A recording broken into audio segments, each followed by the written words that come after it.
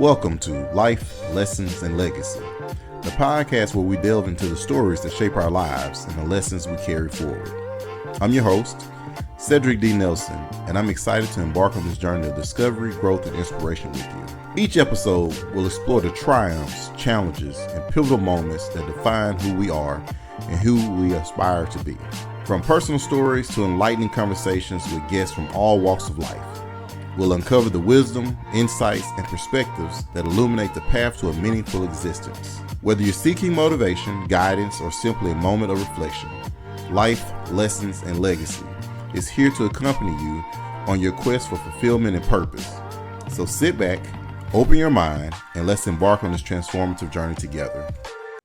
Hello, everyone, and welcome to this episode of the Life, Lessons, and Legacy podcast. I'm your host, Mr. Cedric D. Nelson, and today I'm honored to have the power couple, the financial gurus, the McFarlands. How y'all doing today? I'm doing awesome, doing great. All right, thank y'all for being on the show. I'm excited. People don't know this, but we've been trying to do this podcast about a couple of months now, so yes, we finally got some time. So I won't hold y'all long today. I just want to start off. First question, like, what's your background? Where are you from? All right. Well, I'm from Mississippi originally, a little small town called Rome, Mississippi. Not Rome, Italy, but Rome, Mississippi. And if you blink, you pass right by it. Barely got a gas station right now. It's a gas station, but you can stop by, you can get you some chips and dip, but you ain't gonna get no gas. Population might be about 200, something like that. And yes, that's where I'm from. Very, very humble beginnings. Okay. I'm the oldest out of 5 siblings. First one to go to college on both sides of my family. And yeah, and so that's one from this small town. I am the like I said, I'm the oldest, so everybody pretty much looked up to me, my cousin, and yeah. So I am from Collierville, Tennessee. It's I can just say it's close enough to Memphis if you don't know where that is. And so I'm from Collierville. I am the middle child of 3. I have 2 sisters, just all girls. Yeah, my dad suffered a little bit, okay? And yep, I went to school at Grambling State University, so I did get out of Tennessee for a while. I was in Louisiana for about 5 years or so, Grambling and Louisiana Tech. So okay, yeah, and I meant to ask, like, Lawrence, I meant to ask you what school, but we'll get to that one next. Don't get me wrong. Okay, yeah. So funny, 2 funny things though. Like, you say you're from Rome. So my wife is from a place called Carrier, Mississippi, and it's a very small town. Close to see, everybody's like, what is that? It's called Carrier or Carrier, I think it's supposed to be pronounced. I be butchering it. But it's about 45 minutes past Hattiesburg, and it's about 20 minutes to Slidell, Louisiana. Oh. And so my wife would tell people, she's like, Carrier, and they'd be like, where is that? She's like, Picayune. So people would know Picayune. Some people. I see the look in your face like, I don't even know that one. But some people know it. But when she tells people, like, yeah, it's like, okay, Picayune, they got PRCC and all that. And then, like, when you say you're from Collierville, when I go out of town, like, yeah, I'm from Eads, so I'm from Cordova. They're like I'm from Memphis. They're like, oh, yeah, I know Memphis. But then they look at you sideways. You from where? We used to go to these trainings. Me and my buddies go to these trainings, man. And everybody be like, I'm from California. I'm from Colorado. I'm from, and everybody be smiling. And me and him, the 2, I guess, big black guys up in there. And it's like, we're from Memphis. And everybody's. So the whole entire atmosphere of the class changed. But so yeah, I understand. Yeah, you try to tell them where you're from, they don't understand. You, I'm from Memphis, right? So. Yeah, mine is Clarksdale. See, it's always a time. Like, okay, yeah, I know that one. Yeah, like we're right outside there. Yeah. I'm from Oxford, so it's funny. Some people actually don't know Oxford. I say I'm from Ole Miss. They're like, oh, okay, yeah, I get that. The town is actually Oxford, but Ole Miss is a school. But all right, so I know you talk about your education, Mrs. McFarland. So, Lawrence, where did you go to school? I know, but the fans don't know. Right. So, I went to school at the Mississippi State University. Cowbell. Match should have me a cowbell. Yeah, me and you both. I think talking about bringing it up, it actually Mississippi State wasn't the first college that I applied for. Really? It was actually Ole Miss. I would have ran into you either way. That's my hometown. Either way, I would have ran into you. Ole Miss, then it was Mississippi Valley. Okay. And only reason Mississippi State was on my list is because my social study teacher, he's alumni. Okay. So it's all he talked about. So I put it on my list, and they first one that gave me the approval. Hey, we accept you. So that's where I went. You're like, here I come. Yeah. Right. Never been there a day in my life. I didn't know where it was at. Yeah, I had an ex-girl, well, semi-ex-girlfriend at the time that went to school there. So I had visited once, but I wanted to run track there.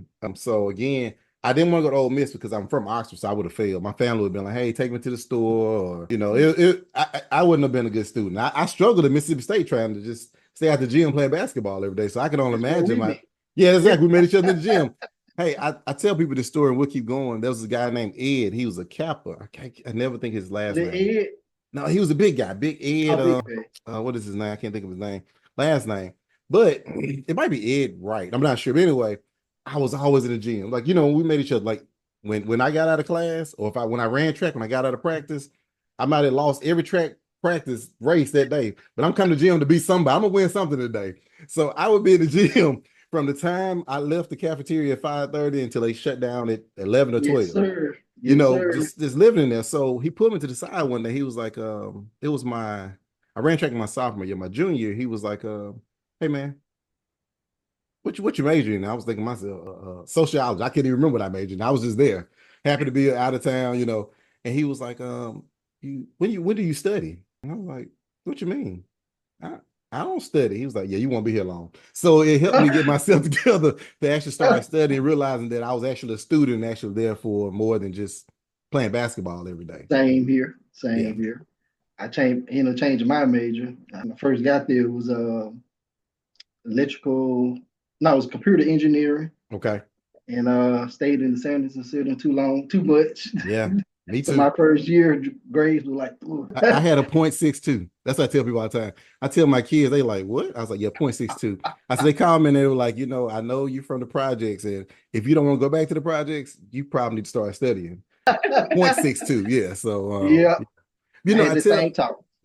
I tell people though, man, and like again, we'll keep going, but it's something about being a kid and being in a structured environment, and then when you go off to college, there's nobody telling you go to class. Nobody. There's nobody telling you get out of the Sanderson. Like you've won a couple games, you need to leave. You're just there, and right. you're trying to talk to girls, and you do all 9 million things, and then you look up, you're like, I'm a junior.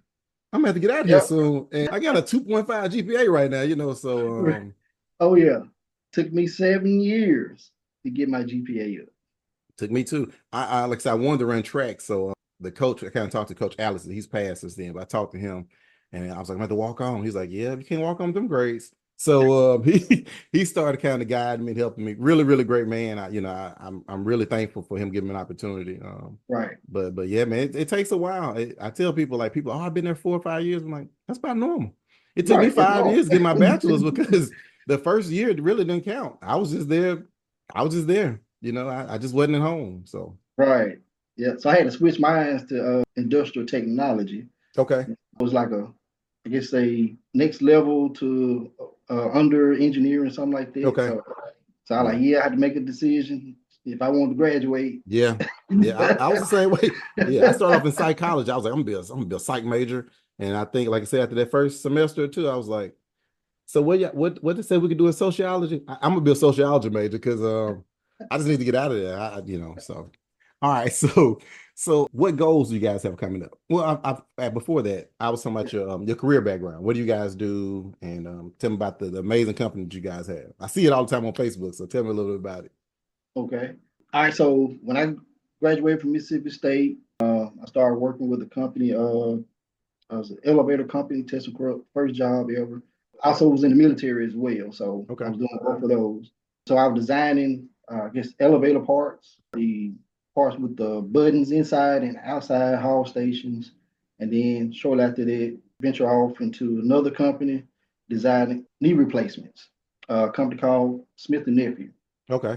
And that's where I met my lovely wife at. Okay. And then shortly after that, we took our opportunity and we started, building our own financial service business.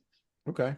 I said before, I went to Grambling State University. Mm-hmm. I graduated there with a degree of engineering technology, concentration in drafting design, and then went to grad school for like a year for molecular science and nanotechnology.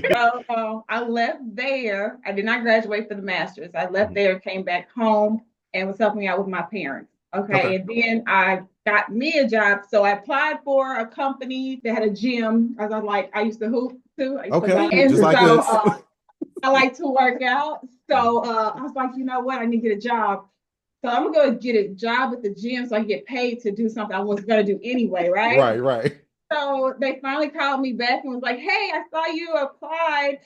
Would you like to get membership? I said, no, I applied for a job. I don't want to pay you all. I want you all to pay me. I said, no, don't worry about it. So I turned that membership down. But then I applied for Smith and Nephew and got that job as well. Okay. So biomedical designer was what we were. Okay, and that's how perfect. Yeah, hey, it's funny how guys brings you together. Like you have a job, like man, this job kind of sucks, and then you meet the person that you meet your person gonna be the rest of your life. So God has his plan. I tell people all the time, like a lot of time, God has a plan for us, and we're like, we keep bumping our heads, like, no, I'm not gonna do that, not gonna do that. Right. And then when you finally do it, it's like, oh, hey, how you doing? Yeah, nice to meet you. Yeah, Right. just when you're younger, you don't want to listen. You know everything. I'm gonna go to school. I'm gonna be this. I'm gonna be a millionaire by 25, and you're like, you get there, you're like, I haven't even graduated yet, And be like that sometimes. Yeah. So we'll go to goals and everything, but with the financial planning, correct? Services. Financial services. So can you tell me a little bit more about like exactly what you guys do, the packages, I guess the benefits, and how you guys got started? Well, I took the opportunity first. Pretty much, I was at the point where, hey, I had a lot of stuff going on. I was in the military, I had a good job, good benefits, and actually, the job was pretty cool, pretty dope. Like, got to do what we want to do. I was great at doing what I do. So it was that I still had like the college, let me say, was it vibe or whatever? Hey, Thursday, I partied from Thursday to Sunday. That's the college vibe, yeah. And and so got to a point where management changed and all that, so things changed. So they took away the overtime and all of that. So this is when I realized, I've been living out my means because I was making so much money, I wasn't even checking my bank account, right? But then I found out I was living above my means, and I'm like, well, I got all this going on, got military, got the job, making good money, but I'm still finding myself living paycheck to paycheck, right? And so most people, you only got like two options: either go back to school, get in more debt just to get another degree, or go get a second job. Right. And so I kind of did both. I was going to go back to get my master's in business. I was a minor in business, and I didn't go that route fully. I changed my mind at the last minute. School called IT Tech. I'm not sure if you heard of it, but they shut it down 2 weeks later. I'm like, oh man, I'm glad I didn't make this. Right. They took my money. Right. So I was going to be, in like 60,000 in debt if I would have, moved forward with it. But then I ended up getting a second job at FedEx Smart Post scanning boxes. Okay. Right. And I was only supposed to be there 4 hours, 4 days out of the week. But it wasn't anything like that when I got started. So of course, yeah. And so I was like, man, it has to be something else out there. And so I prayed about the opportunity, and pretty much, behold, it presented itself. Now, when God presents you with something that you prayed for, it's not going to be exactly how you prayed for it to look. So it was nothing that I was looking for, but if I just took the opportunity, I was going to be broke the week after that. Right. The week after that, I was going to be broke when I got paid. So something had to change. And so I took the opportunity. Right. Okay. And she started 2 years later. It's a team. That's all. It's a team. Yeah. So we was dating at the time. So, but yeah. So I took upon it. Financial literacy, something that I wasn't taught growing up. I'm from a small town. So the only thing I was taught was save your money, get a good job, benefit, save your money. Yep. Get you some insurance. Yep. Get your retirement, son. Yep. Yeah. So I found my passion. Okay. And that was helping other people. Okay. Then you realize it. And so what we do, to boil down to a nutshell, we pretty much show people how to build financial wealth. Right? We show you how to be worth more alive than you are dead. That's a blessing. Right? So we show you how to save money, get out of debt, make sure that you're properly protecting your income, right? Which is don't a lot of people realize the biggest asset that you're ever going to have is your ability to make income, right? And so, and then also help you become financially independent, right? Okay. Job option. Right. One day you got to worry about clocking in to make your money. That's a blessing. That's a blessing. Right. Because hey, something piggyback off something y'all said. I was talking to I did pie with my cousin Kendrick, Dr. Kendrick Savage, and we were talking about that. Like, we go, all three of us went to college, right? And I got to college with no financial literacy because we never had any money to budget to. It was always save your money, go get an education, find a good job, work there 20, 30, 40 years, whatever. Then they're going to take care of you. Well, that doesn't even work anymore now because most companies are going to lay you off in 3 months or 3 years or whatever's happening. Yeah. And the other thing about the financial literacy, again, I came to college when I was in high school. I had no money to even budget. I was trying to budget if I can go get a cheeseburger. I got to college. They gave me a refund check. That went probably the first week that I got it. I don't even remember what I bought other than a compact Presario computer that is around here somewhere. It won't even come on. It's so old. And when I graduated college, I had less financial literacy than I had when I got there. Because when I got out of school, my first job was at 𝑭𝒐𝒍𝒍𝒐𝒘, and I put in my book, they paid me $747 every 2 weeks. And my rent was $650. And we had a baby on the way. So it was like, yeah, I'm broke. So what you guys do is amazing because a lot of times in our what's the word, environments that we grew up in, or like the towns we grew up in, or people we're around, we don't have anyone telling us anything about family. Again, the advice that you and I was talking about is all they have. You save your money, go get a good job, and the job pays you just enough to keep you from quitting. Yep. You know what I'm saying? Like just enough to keep you there. Yep. Have you ever thought that job stands for just over broke? I didn't, but I know now. I'm gonna write it down, because I agree. That's exactly what it is. Just over broke. Yep. Yep. Don't use that one. Yep. CEO ain't gonna pay you enough so you can be his neighbor.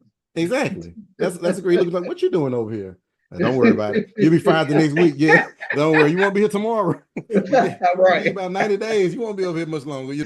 So, I love what you guys do. Like I said, I definitely want to hear more about you. We'll keep going to questions, but I want to hear more about it. And I think it doesn't matter black, white, or whatever, but I do know in the African-American population, a lot of times we don't have people like you guys that come and actually sit us down because we think everybody's trying to beat us all. And you're like, no, I'm trying to keep you from having to go fund me when somebody passes. Like, I want you to already have insurance because I don't know about you guys, and well, my family loves me, so I guess we'll be fine. But a lot of times in families, if you are someone they think is doing well, then that burden will fall on you.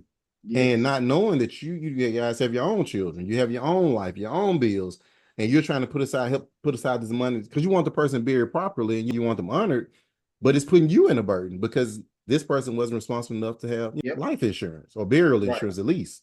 So yeah. Right. That's why it's key to get the information out to teach people what we do. Because if you're the person that looks like you got it going on, when something pop off, right, you be the first person they gonna come see. Yep. I know you don't have anything either. Yeah, right. Hey, we need about $10,000 to bury so and so by next Saturday. It's strange how people count your pockets, but they don't count their own. Oh yeah. In my book, I have a section. It's a chapter called "Your Money's Not Best Spent by You," and that's not your mentality. It's theirs. It's like, oh, you got it. Let me get $50. Let me get $5,000. I'm gonna give it back to you. You're like, you don't have $50 to give me, so I know you ain't got $5,000 to give me. But so I agree. I definitely like what you guys do. I definitely want to make sure we get more information once we get done, and make sure, of course, you guys share your information. I even think, man, in high school, there should be something about financial literacy because all high school and mostly usually college does is teach you how to work for somebody. That's all they do. They teach you how to get a job. That's it. And then you come out, you're like, I got a job. I remember coming out of college, y'all, and just having a moment of transparency. I remember sitting there when I was talking with my buddies. I was getting paid, and it wasn't enough to even cover the bills. And I remember saying, like, man, I did everything right. I went to school. I stayed out of trouble. I made good grades. I graduated. I got a bachelor's, a master's. I'm married. I got kids. I'm faithful. I do all this stuff, and I got $3 in my account. And that's until the overdraft hit. And then it's going to be gone. So I think there should be something like some program something that you guys do, talking to college seniors and juniors and people in college. Because, in college, they get you signed up for their T-shirt, and now you got a credit card with no income, and you go buy everything, and then when you get done, you're like, oh, yeah, how much? I'm gonna pay you. Right. So yeah. What I realized, it starts with the parents. Yeah. The kids, they're gonna really do what you do by default. So when it comes to money, if you're able to teach them early about it, is going to save them later, because now you're not worried about, okay, I got this lump sum of money, my retirement, I got these assets, you know, I don't trust my kids enough to leave it to them and they might blow it. Yep. Right. If you educate them growing up, they know about money. Now money is just, you know, they know how to use money as a tool. Just a tool. Right. Yep. I was 7-year-old when she was 3 years old. By us being in business, we used to take her on appointments with us and everything, not realizing she's actually paying attention. Open it up. 3 years old, she knew what a mutual fund was. That's all. I didn't know that at 30. So you're doing great. Yeah. Right. She called her future money. See? Oh, I guess it is your future money. Right. That's great though, man, because they sponges. They pick up on, I tell people they do pick up on the good and the bad. If I don't want you drinking and smoking and doing all this stuff, I can't be doing it around you and telling you not to do it. Because most time kids do as they see, not as you tell them, you know. So like it's awesome to have a 3 or 7-year-old talking about a mutual fund. Because again, I'm telling you, at 30, I was like, I heard about them. I don't know what they are. You had no clue what they were. So it's awesome, man. And that's awesome. And I also believe every generation is supposed to get better. Yes. So, and that what you guys are doing is helping your next generation get better. And that way, when you guys get ready to retire, you don't have to worry about, okay, I'm retired, but I need to keep working because I can take care of this joker. So. Right. I don't believe that our parents told us to go to school, get good grades, get a job to hurt us. They told us the best that they knew. That's the same thing for us, what we're telling our kids, but not us, you know. Right. But the thing is, it's up to us to go get the information. It's out there. Yeah, it's not your fault of how you grew up, but it's your fault now how things go the rest of your life and how you do for your kids. And what we say is our ceiling should be our kids' floor. We should be pushing our kids up, and our kids should push them up too. So in other families outside of the Black culture, I know that there's a lot of people out there who actually set their kids up to win. But I came across quite a few people that would say, I didn't have that growing up. They could work like I did. They could do what I did to get there. If we don't change our mindset, our mentality, our people will never have anything. So as long as you have that, I go as high as up as I can, and my kids is going to use my ceiling as their floor, then your name will go on for legacies. Like, you're going to carry on legacies like, oh, I'm always going to remember Papa George because he did this for us. He got it started. He got it started. He was a trailblazer. He's the one that got it started. I tell my kids out, I'm telling y'all, when you run into my kids, if you ask them about it, they're going to be like, oh, yeah, he says it all the time. Look, I'm building a legacy. Your generation, every generation is supposed to get better. I need you to be the best version of yourself. I'm talking about investing in stocks and bonds, mutual. I'm talking about, and they're just looking like, but it's funny because when they were younger, they were like, oh God, here we go. But now they're older, they're actually asking questions and they get it. And I hear them talk to their friends about, no, man, you need to get your Fidelity account. You know, they're actually talking about stuff, and their friends are like, get a what? That means we're doing our job, you know, because again, like you said, our parents did the best. My grandmother raised me. My grandmother, I think she went to like the 2nd grade. So like you said, for me to go to finish high school and go to college and finish, that was success. Like, okay, he's done better than I did, and now he's gonna go far, you know. So that's what you do. And again, in those communities that we grew up in, a lot of times people just didn't know. They literally didn't know. And hey, I remember, I'm old enough to, I sound real old when I say this, but I'm old enough to remember when the internet was created. So before that was, you're gonna take your butt to the library. They take you, just dialing up, and you take about 10 hours to download one book. And so, like you said, the knowledge is here now. Yeah. You're like, somebody get off the phone. I'm trying to get on the internet, you know. So goodbye. Yeah, exactly. Yeah, and that was the worst. You're like, oh, I got to start over. But the thing about, like you said, the knowledge is there now. I tell my kids, you know, anything I need to know how to do, I can go to YouTube. I can look up anything, and then again, I can come to people like you, because it also, representation is important. When I see YouTube be successful in what you're doing, it's like, okay, as a kid, even at some of my age, it's like, okay, I have someone, a living, breathing person that I can actually go to and talk to about, okay, how do I do this? How do I do that? How, you know, what do I need to set up? Give me a plan I can use to build wealth for the next 20 years, you know. And a lot of times, and I know in my community, we didn't have that. I tell people on every podcast, we had the drug dealer, the bootleg person, the gangbangers, and the people that were just strung out on stuff. So I can talk to them about investing. If I had $2, I'd probably keep it to myself. I get hit in the head. So, you know. So to piggyback off from there, our communities, right now, we have life insurance license, we have investment licenses, We are mortgage licensed. Okay. Can you count on your hand right now how many Black people, brothers and sisters in your immediate community have all those licenses? Exactly. Yeah. They don't even know they exist. Half of them, yeah, they don't even know. I remember even to pick it up, I remember talking about a mortgage. And I remember in the community I grew up in, a lot of people didn't even know what mortgages were. Like, it wasn't even a thought of going to get a house at some point in time. It was just, I live here, it's cheap, it's whatever it may be, and I'm just surviving. I tell people all the time, in some of those environments, like a lot of times people were just surviving and no one ever gave them the tools, and they didn't go seek out the tools to learn how to actually thrive instead of survive. And three of us and people our generation, we got all the opportunity in the world.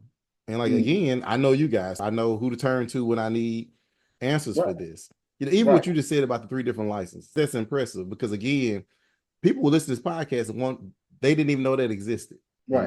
Or is attainable, like or is that person that has those credentials, or can I reach out instead of just calling a 1-800 number and sitting there waiting, listening to elevator music.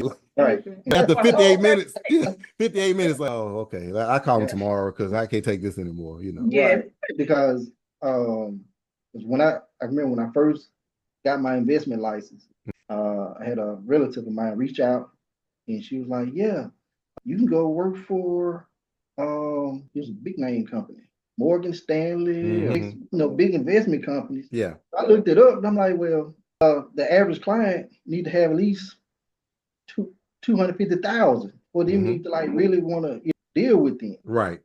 I can't help my people in my community. They got 250. Right. Anybody I know got 250,000. They done left the community. They done left. Right. So I can't help my people. Right.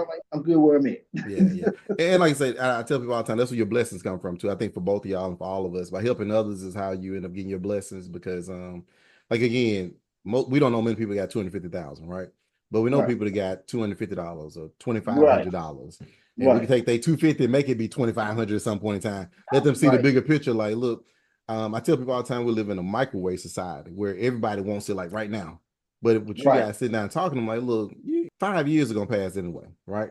So why don't you invest this money? And in 5 years, you triple, quadruple, whatever your money, as opposed to you go ahead now and spend it and it's just gone, And now you still working for whoever again. So and that's why you want to live below your means, so you can be able to afford the things you want later, right? And I found that out, if you look up like an ordinary millionaire, they're really average people walking around here every day. They just don't look like it. They don't. They it's because it's because they live below their means. Yeah. At some point, they can go forward, do anything they want to do. Look like they got money are the ones that's really struggling. Hey, broke his 2 jokes, they call it. You and I both. I'm like, oh, I got it. I was like, man, I don't know how I'm gonna pay for this week. So I say that because even if you go into like a gated community or a nice neighborhood, when you go ride through there, you don't see Bugattis, you don't see a whole bunch of G-Wagons and all. You see average cars. They probably paid off. You see some Toyota Camrys, some Honda Accords. And I think, like you say, they say what broke is loud and rich is quiet. Because even my goal is to be a secret millionaire. I want to walk around them same little busted jeans. I walk around in the same little dusty shoes. Man, he don't look like he's homeless, but he don't like he got much money. As opposed to every time you see me, I'm on Instagram talking about, look at me. I mean, the thing about financial freedom, I think, is having the ability, like you say, financial ability to do what you want to do. But that once you have, you realize, I tell you this, when I first started working for myself, I was big into watches, right? I had a watch growing up as a kid, but I was like, I can go ahead and get this Movado. I can go get this. I can go get all these different Fossil watches, all this stuff I couldn't. That I had to get bootleg at Mississippi State from you might have selling a $20 Fossil watch. Let me get it, But man, once I realized I had bought a watch box, so I had a box of watches. My son would go through them, like, yeah, Dad, I'm gonna wear this one day, And then I started hitting me like, I can only wear one watch. And then once the battery goes dead in it, it's a whole nother problem. I can go buy another watch and go get another. So you start realizing when you have the money, most of the stuff that you thought you wanted, you don't even really want. I just want my family to be okay. And I want to know that if anything financially comes, I can handle it. Right. But all that other stuff, I don't need a boot. If I had $100 million, I wouldn't buy a Bugatti. Like I don't Me. even know where they make them at. Put it that way. Like yeah, it's good to say, but yeah, Right. so yeah, Oh we yeah. learn. All right, Yeah. Yeah. yeah. All right. My next question. So, what goals do you guys have coming up, personal and professional? Personal right now. I want to get. I'm working on getting back into my health tip. I lose some weight. Okay. Right. Health is wealth. Yeah. Trying to get back to not doing my Mississippi State days, but afterwards, around Right. about 180, Mhm. 190. Right now I'm about 215, 216. It's We, hard to we, we're lose about the once again. same. You good? We're about the. But yeah, so yeah, and it's a key to that, Mhm. since we're talking about, financial literacy and all that. You can't, when we're talking about life insurance, you can't just go buy life insurance, you have to qualify for it. That's it. Right. And so and part of it is your health, Mhm. right? And you get it cheaper if you have a certain what's it height ratio Yeah, and yeah, yeah. Like help. Yeah, yeah, yeah. right. If I get my weight down to at least about 180, 190, Mhm. I can lower my monthly premium, right? And Yep. so I can go from spending $160 for $1 million coverage to paying $80 for it. Well worth it. Well worth it. Y'all, let's think about it. A lot of people nowadays is working from home. They picking up their extra pounds around their neck and their elbows, kicking up weight, and they getting weight, everywhere, right? Yep. Yep. So like all we do is sit here and we work, we get off work, we go eat, tend to the kids, go to sleep, do it all over again. And it's Yep. like if all we doing is working and our health is going down, what are we really working for? We're not going to be around to enjoy what all we've been, the fruits of our labor. Yep. Yeah, Yep. health is definitely top on the list. Yeah.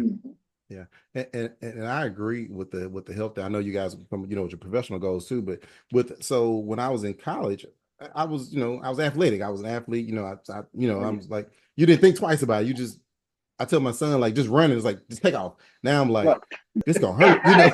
Have I warmed up? Did I stretch? Did I drink my smoothie this morning?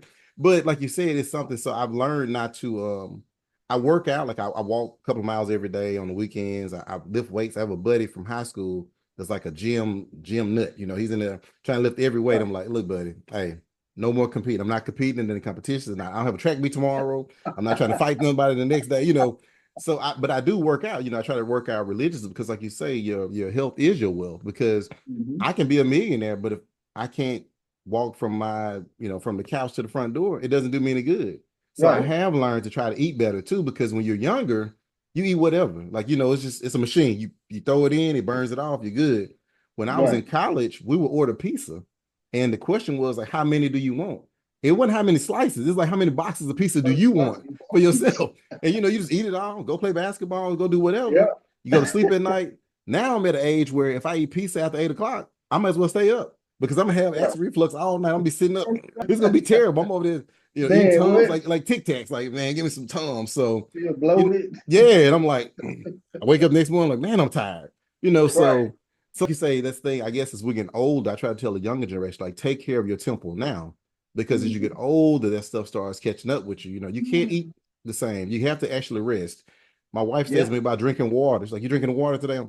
I go get a bottle of water. Like, you have to should take care of that, because all the knowledge we have doesn't matter. Like you said, it doesn't matter if we're not around to spend it. I promise my kids won't have any problem spending my money.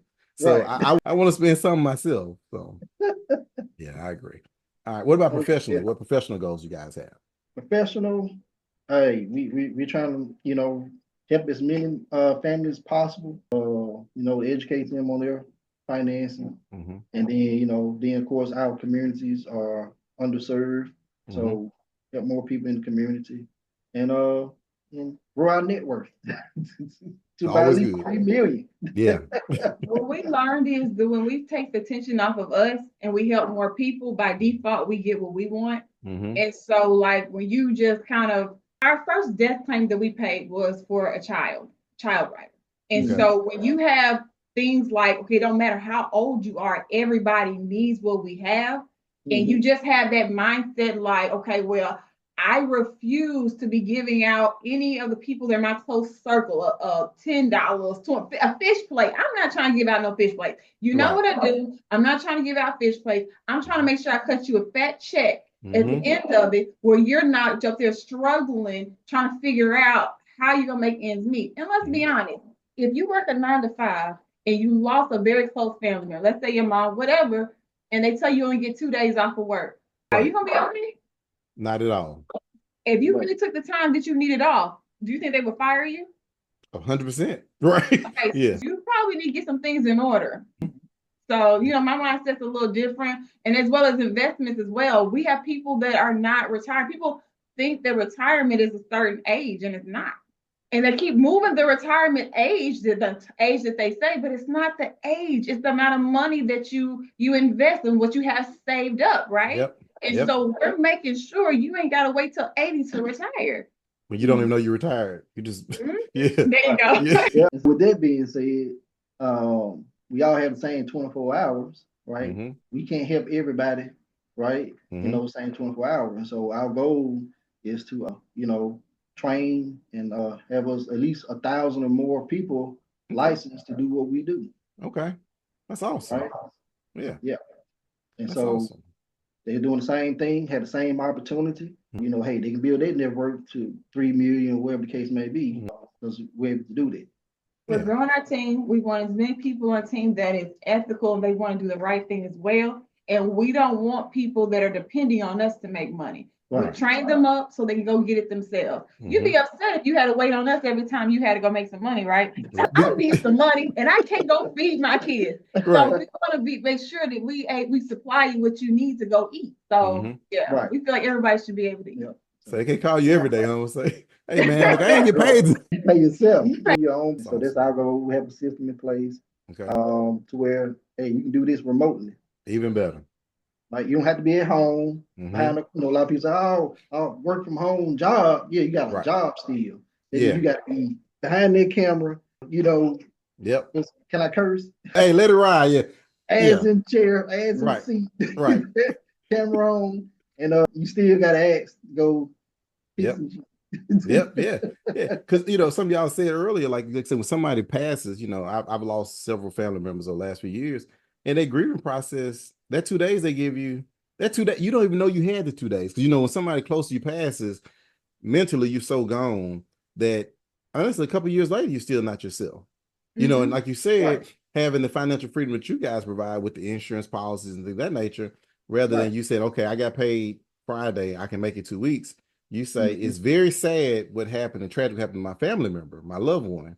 But because of me making this investment on the front end, just basically having them in insurance, I can now take a year or two off. I take off for good if I want to, honestly. But you know, but if I want to go back, I have the choice to go back if I want to. I'm not forced to go back, because if I don't, I'm gonna be homeless. Option.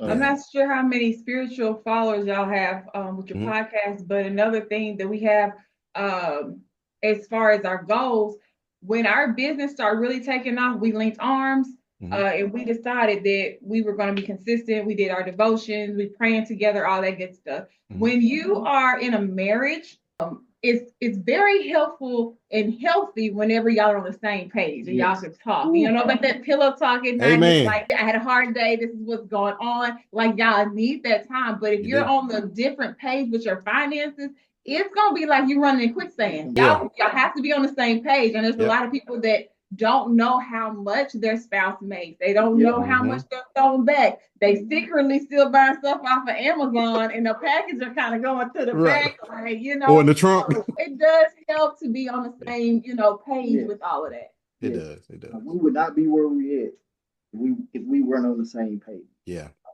Everything we do it together.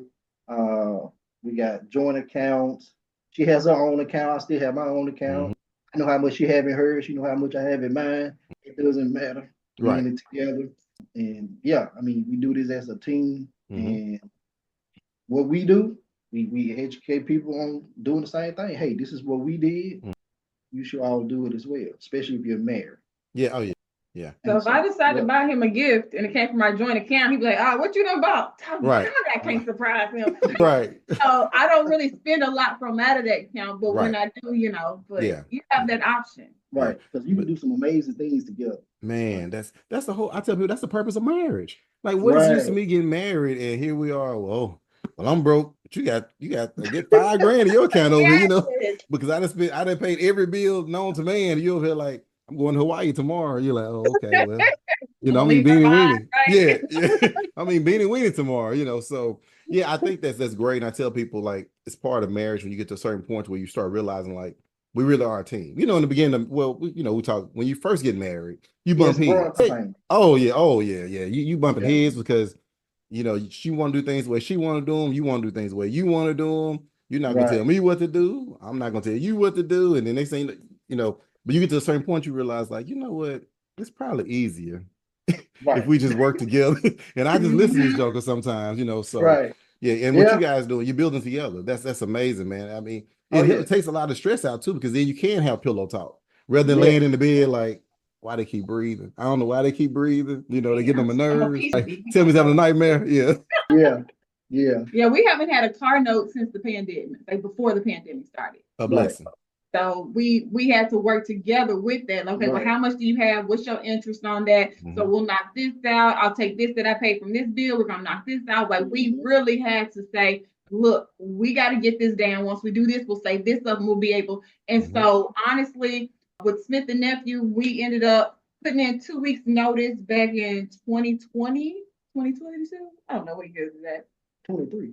Well, 22. Yeah, 22. It's going on about 2 years. So okay, gotcha. So in order to get to that point, we had to cut expenses down. We had to make sure we were on the same page. Like not a whole lot of money going out, maybe just the mortgage or this. But the thing is, we had to be on the same page. We had to know how much money was coming out. We had to talk, and it was just one of those things where it wasn't, oh, we're going out to eat every night. We're doing this and that. Everything has to make sense. You can't go and do extra stuff. Like as far as nails go, shoot. Like, hey, I don't have to go get my nails done. I do it myself. Her hair, my daughters have never went to the beauty shop. I'm doing their hair. You know what I'm saying? Like, there's certain things that you can cut money out. If you know how to do it. Yep. We went to get an oil change this morning.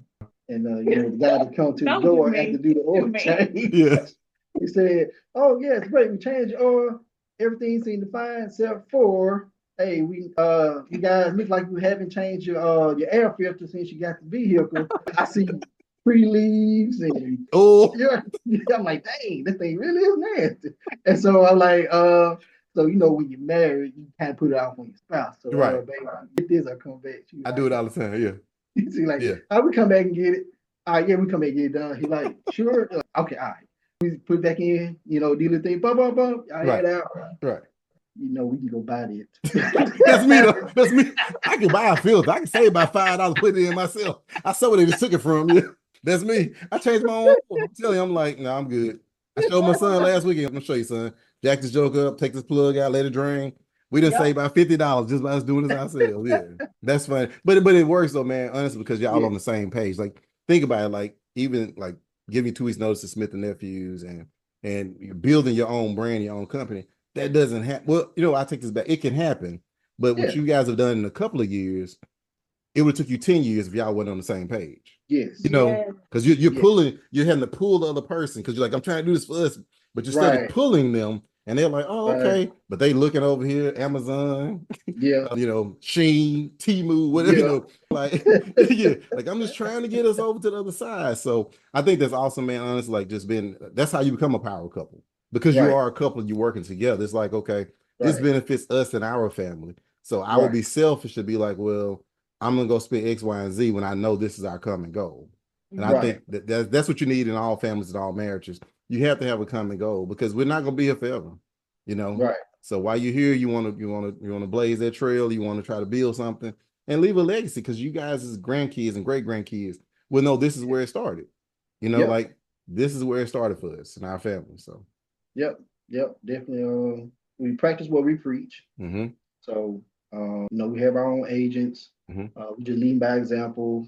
You know, if they follow our guidance, you know, they could be in the same position we're in. Right. Yeah. Man, it's definitely, I won't have it no other way. It's been a ride, but it's been a good ride though. That's it.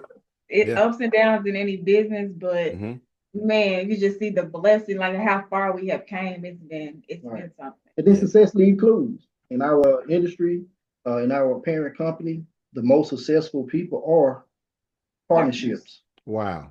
Makes sense though. Because you ain't doing the whole thing by yourself. You're not pulling the whole load by yourself. It's like, we're gonna lean on each other. I'm tired today. You got me? Okay, you know. Yeah. Right. So they can do it, we can do it. And not to mention we have kids. We have kids. Girls. Oh yeah, you forgot? Yeah. Yeah, we got a 7-year-old and we got a 4-year-old. And they're both girls. Oh yeah. So they really wear you out, I'm sure, because I got a son and a daughter. I tell people, kids have no mercy. They don't care if you're tired. They don't care if you had a bad day. They don't care if your head hurt. They know I won't, and you're supposed to give it to me. That's all they know. What we eating today? You were like I told you earlier, I probably had a clients run down the street naked today, and the kid's like, that's fine. So we're going to have to eat tonight? Or what we're going to eat tonight? What you cooking? You know, I'm like, yes. Okay, well, forget about my client. You know, so kids are right. They're kids. Yeah. Right. Yeah. And so a lot of people ask how we do, especially our agents, how we do. I'm like, you know, your wives, most people wives are their children, but it's a thin line between being an excuse as well. That's it. Right. You know, I'm doing it for my children, but then turn around, hey, you know, you gotta do this, and this. I can't because of my children. Well, you can't have it both ways. You gotta be either one. Right. Decide what you want to be. Right. It does become overwhelming, but you just have to take a step back and figure out how you can do what you need. And also kind of take care of them kids as well. They don't have to get the golden spoon right now, but the thing is, you are working your tail off now so you don't have to later. And the main thing they're going to remember is what you gave them now, because it's like, oh man, I ain't got to do this, I ain't got to do that. My this, you know, just make sure you bust your tail now while you're able, because when we get older, like, be honest, we ain't gonna be able to do what we used to be able to do. You are feeling the best you're ever feeling, gonna feel right now. Yep. Well, that's very true, because I told you, like, stuff I did in college I can't do now. If I go try to run a 40 right now, go ahead and take me to the med, take me to Regional 1, because I'm gonna tell everything. I'm telling everything in me. All right. Thank you for joining me on this episode of Life, Lessons, and Legacy. I hope you found our discussion thought-provoking and inspiring. If you enjoyed today's episode, be sure to subscribe to the podcast and leave a review. Your feedback helps us to improve and reach more listeners like you. Remember, life is a journey of growth and discovery, and every experience, both the highs and the lows, contributes to the legacy we leave behind. So embrace each moment, cherish the lessons, and live with purpose. Until next time, I'm Cedric D. Nelson. You can find more resources, including my book, Life, Lessons, and Legacy: How to Take Life's Lessons and Shape Your Legacy. Available for purchase on my website at www.lifelessonsandlegacy.com. Also available on Amazon.com. On my website, you'll also discover information about my life coaching services and speaking engagements designed to help you unlock your full potential and live a life full of purpose. Until next time, take care, and I'll see you soon.